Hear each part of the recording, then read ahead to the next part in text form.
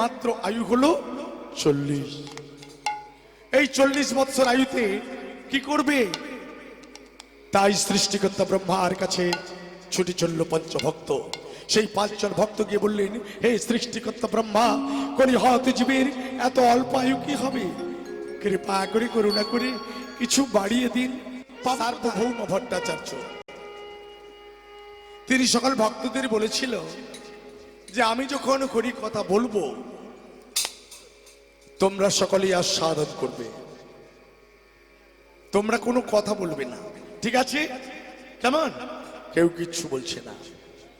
আর মহাপ্রভু সেখানে গিয়ে প্রত্যেক দিন পাঠের সময় গিয়ে বসে আর হরিকথা আস্বাদন করে।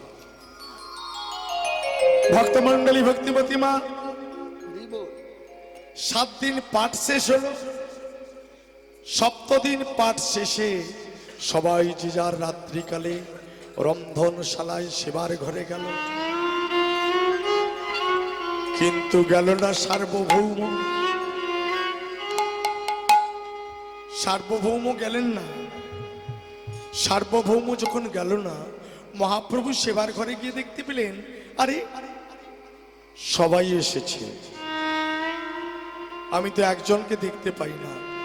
দেখতে পেলে অদূরে দাঁড়িয়ে আছে। একই সার্বভৌম, তুমি সেবা করতে গেলে না? সেবা করতে? হ্যাঁ, আমি যাব কিছুক্ষণ পরে। তবে মহাপ্রভু তোমায় একটা কথা বলবো। তুমি এত সময় 7 দিন পাঠ শুনলে, কই কোনো উত্তর দিলে না? আপনি তো আমাকে উত্তর দিতে বলেননি। তবে আমি এটা বলতে পারি, আপনি যে 7 দিন পাঠ করেছিলেন, 7 দিন যে ব্যাখ্যা করেছিলেন, শাস্ত্র সম্পর্কে যে কথাগুলো বলেছিলেন, আপনার সব সিদ্ধান্তগুলো ভুল ছিল। ভুল? আমার সিদ্ধান্তগুলো ভুল? আমি প্রতাপ রুদ্রের পণ্ডিত, রাজা প্রতাপ রুদ্রের পণ্ডিত, আবার ব্যাখ্যা ছিল ভুল? হ্যাঁ, ভুল। ব্যাস, আর সেবাতে গেলেন না। মহাপ্রভু চলে গেলেন, জানে পিছু পিছু আসবে। দেখতে পেলেন না রন্ধনশালায়। ঠিক তখনই সার্বভৌম ঘরের ভেতরে প্রবেশ করে দরজায় খিল লাগিয়ে দিলেন। মহাপ্রভু এদিক ওদিক করে তাকালেন, দেখতে পেলেন না। কই সার্বভৌম? সার্বভৌম, পণ্ডিত মহাশয়, কই আপনাকে দেখতে পাচ্ছি না তো, আপনি কোথায়? কোনো সাড়া নেই। মনে ভাবলো উনি ওনার ঘরে গিয়েছে। সার্বভৌমের দরজার গোড়ায় এসে মহাপ্রভু স্পর্শ করলেন। যেই না স্পর্শ করলো, স্পর্শ মাত্রকে এমনি দরজা খুলে গেল। সার্বভৌম কে? কে? একই মহাপ্রভু। মহাপ্রভু, তুমি তুমি ভেতরে এলে কি করে? সার্বভৌম, সে কথা পরে হবে। তুমি সেবাতে গেলে না কেন? এত বড় পণ্ডিত, ওই পণ্ডিত মহাপ্রভুর কাছে করজোড় করে বলছে, প্রভু আজ আমায় একটা সত্য কথা বলবে।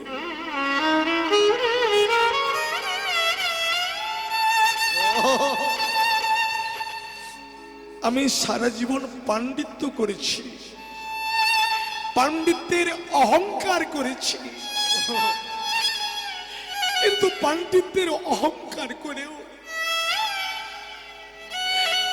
আজ আমার সব চূর্ণ হয়ে গেল। প্রভু তুমি বলেছিলে না আমি যে 7 দিন শাস্ত্র সম্পর্কে ব্যাখ্যা করেছিলাম আমার সেই ব্যাখ্যাগুলো ভুল, কিন্তু আজ আমায় বলতে হবে তুমি কে? তুমি কে প্রভু? তুমি কে? সার্বভৌম আমি কে তা তুমি দেখতে চাও? তবে তুমি তোমার এই নয়ন দুটি বন্ধ করো, বল। কারণ এই কর্মচক্ষুতে দেখা যায় না। আমরা সকলে পড়েছি একে চন্দ্র দুই পক্ষ তিনে নেত্র। 3 নম্বর নেত্রটি হলো জ্ঞান নেত্র। এই জ্ঞানের নেত্র না মিললে তো আমি দেখাতে পারি না। তুমি নয়ন বন্ধ করো। যেই না সার্বভৌম ভট্টাচার্য তার নয়নটাকে বন্ধ করেছে, বন্ধ করবা মাত্রকে দেখাইলেন 1 হাতে তীর, 1 হাতে ধনুক, 2 হাতে মুরলী, 1 হাতে দণ্ড, 1 হাতে কৌমণ্ডল, অর্থাৎ একই অঙ্গে দর্শন করলেন রামচন্দ্রের মূর্তি। সেই দেখে দেখতে পেলেন কৃষ্ণ মূর্তি, আর দেখতে পেলেন গৌর অবতার মূর্তি। তাই গৌর হরি, নিতাই গৌর হরি বল, হরি বল। সার্বভৌম ভট্টাচার্য লুটিয়ে পড়লেন মহাপ্রভুর চরণে। প্রভু কৃপা করো, কৃপা করো,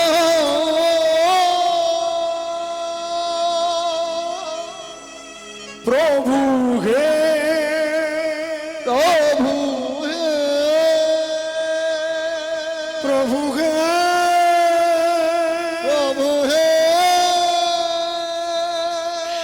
কৃপা করো, কৃপা করো। মহাপ্রভু তার নিজ মূর্তি দেখালেন। সেই গৌরহরিকে আমরা অসাধন করে পেয়েছি। কলিঘোর তুমি রে গোরা আসিল জগজনে ধর্ম কর্ম রঘু দূরে। এই কলিযুগে ধর্ম কর্ম সব দূরে রাখতে হবে। কোন ধর্ম কোন কর্ম দূরে রাখতে বললেন? কোন ধর্ম? যাগযজ্ঞ ব্রত হোম, এটা কলিযুগের জন্য নয়। এই কলিযুগে একমাত্র হলো হরিনাম সংকীর্তন, হরিনাম যজ্ঞ। তাকে আমরা সাধন করিনি। সেই গৌরকে সাধন করে আনতে হয় না, তাকে অসাধনে পাওয়া গেছে। হরি বল। তাই তো বৈষ্ণব পদাবলিতে বললেন অসাধনে চিন্তামণি বিধি মিলাইল জানি। অসাধনের চিন্তা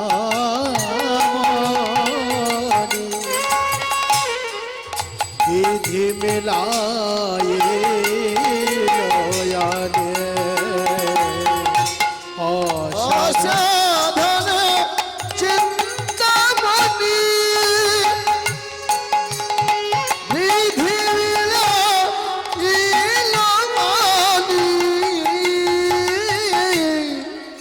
গোরা বড়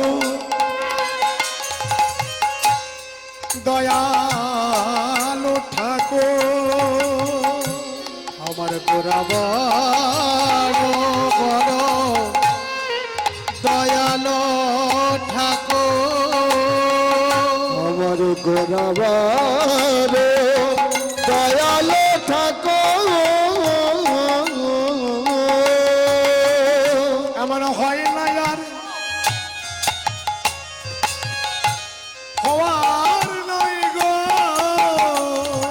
এমন হয় না আর।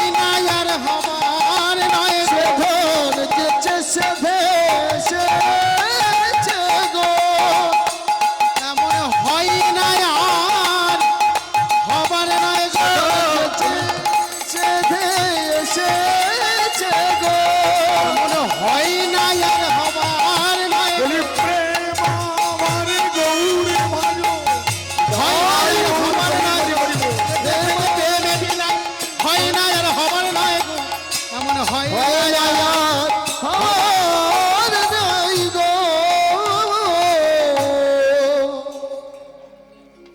প্রেমের ঠাকুর গৌর করি তাকে সাধন করে ডাকতে হয় না, সাধনা করে আনতে হয় না। তিনি যেচে সেধে কৃপা করে কলিহত জীবের দশা দেখে তিনি কলিযুগে অবতার হয়েছে। কেন? কলির আবার জীবের দশা কি হলো? ভক্তমণ্ডলী, ভক্তিমতী মা, সত্য যুগে মানবেরা ভগবানকে পেত ধ্যান করে, ধ্যান করলেই ভগবান চলে আসতো। ত্রেতা যুগে যজ্ঞ করে পেল, দাপর যুগে ভক্তরা ভগবানকে সেবা করে পেল, সাধুদের সেবা করে পেল। কিন্তু এই কলিযুগে তো তা হবে না। এই কলিযুগে একমাত্র হরিনাম, এই নামের দ্বারাই জীবের হবে মুক্তি। ও বাবা, কলিযুগে মহাপ্রভুকে আসতে হলো কেন? সত্য যুগে মানবীর পরমায়ু ছিল 1,00,000 বৎসর, আর ত্রেতা যুগে হলো তার থেকে একটা শূন্য বাদ দিয়ে 10,000 বৎসর। দাপর যুগে তার থেকে একটা বাদ গেল, শূন্য হলো 1,000 বৎসর। এটা কম কথা নয় যে 1,000 বৎসর একটা মানুষ বেঁচে থাকবে। কি বাবা, এখন তো 50-60 হলেই পটল তুলে দেয়, দেয় না? কি 50-60 হলেই চলে যাবে, 60-70 হলে মানে ওর বেশি পেরোতে পারছে না, খুব কম। সে কোটিতে 2-4 জন। এইবার দেখো, এই কলিযুগে 100 কেন করলো? মাত্র 100, তাও আবার তার থেকে দিয়ে ধন বিড়ে মন কেড়ে নিতে কতক্ষণ। কলির মানবের অত্যাচার দেখে ভগবান তার থেকে আরো কমিয়ে দিলেন, মাত্র রাখলো 40। কলির মানবের মাত্র আয়ু হলো 40। এই 40 বৎসর আয়ুতে কি করবে? তাই সৃষ্টিকর্তা ব্রহ্মার কাছে ছুটি চলল পঞ্চভক্ত। সেই 5 জন ভক্ত গিয়ে বললেন, হে সৃষ্টিকর্তা ব্রহ্মা, কলি হত জীবের এত অল্প আয়ু কি হবে? কৃপা করে করুণা করে কিছু বাড়িয়ে দিন, পাবো কোথায়? সৃষ্টিকর্তা ব্রহ্মা বললেন, আমি পাবো কোথায়? কে দেবে? বেশ, আমি দেখি যদি কোথাও পাওয়া যায়। সৃষ্টিকর্তা ব্রহ্মা চললেন পথির মধ্যে, যেতে যেতে দেখতে পেল একটা গরু দাঁড়িয়ে আছে, একটা গাভী দাঁড়িয়ে আছে। তাদের ডাক দিয়ে বললো, রে গাভী, তোর এত আয়ু কি হবে? কলির মানবীকে কিছু ধার দিয়ে দে। ও বাবা, ধার চাইলে আবার পাওয়া যায়? আমি যদি ভাই ছেলেটা, তুই এখনই মরে যা, তোর আয়ুটা ধার দে, দিবি? আমাকে চাইলে তো আমি দেব না, একদমই দেব না। ধারটার হবে না বাবা। বলে কত লোককে টাকা দিয়েছি সেটা দিতে চায় না, বলে আবার আয়ু ধার, ও হবে না। ওই গাভীটাকে ডাকতে বলে, রে গাভী, তোর এত আয়ু কি হবে? কলির মানবীকে কিছু ধার দিয়ে দে। ওই গাভীটা বলল, লাভ কি? শোন, ওরে গাভী, তুই তো কথা বলতে পারিস না, তুই তো কোনো মানবের উপকার করতে পারিস না, তোর তো বাক শক্তি নাই, কি আছে? নেই। তাহলে কলির মানবকে কিছু ধার দে, ওরা হরি নাম করবে, কৃষ্ণ নাম করবে, ভগবানকে স্মরণ করবে।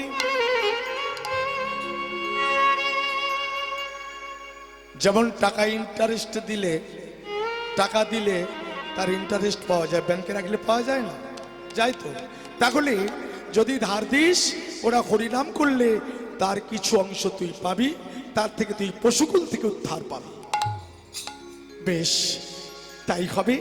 আমি কলির মানবকে আমার অর্ধেক আয়ু ধার দিলাম।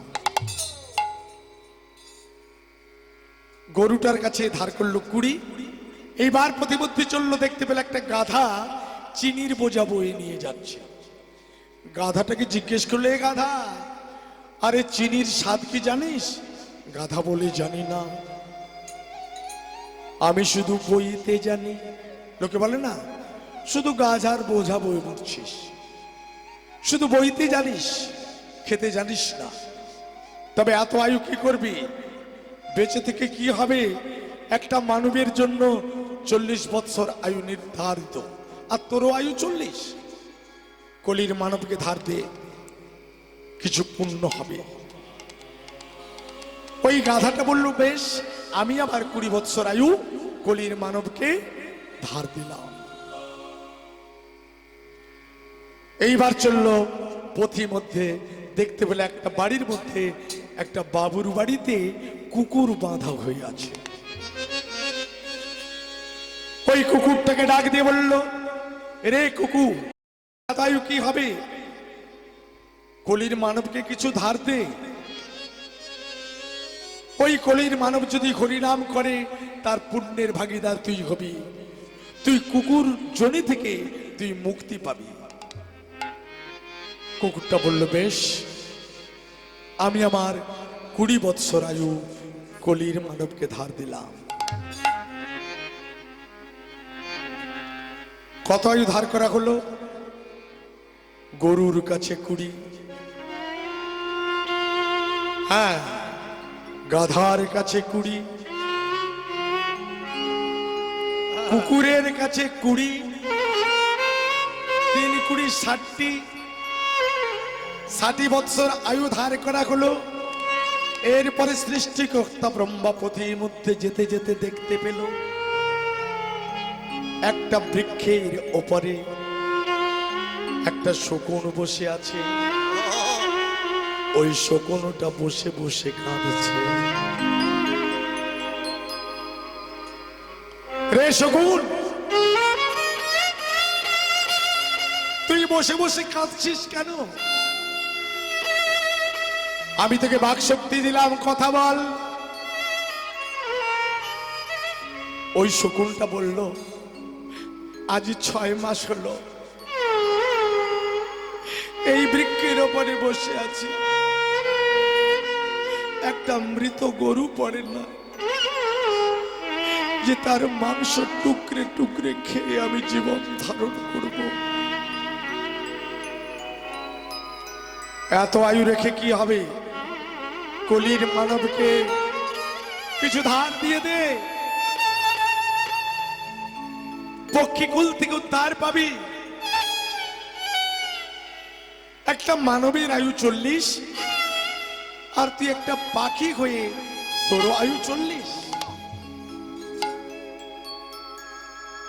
বেশ, আমি আমার অর্ধেক আয়ু কলির মানবকে ধার দিলাম। শ্রীমদ্ ভাগবত বলছে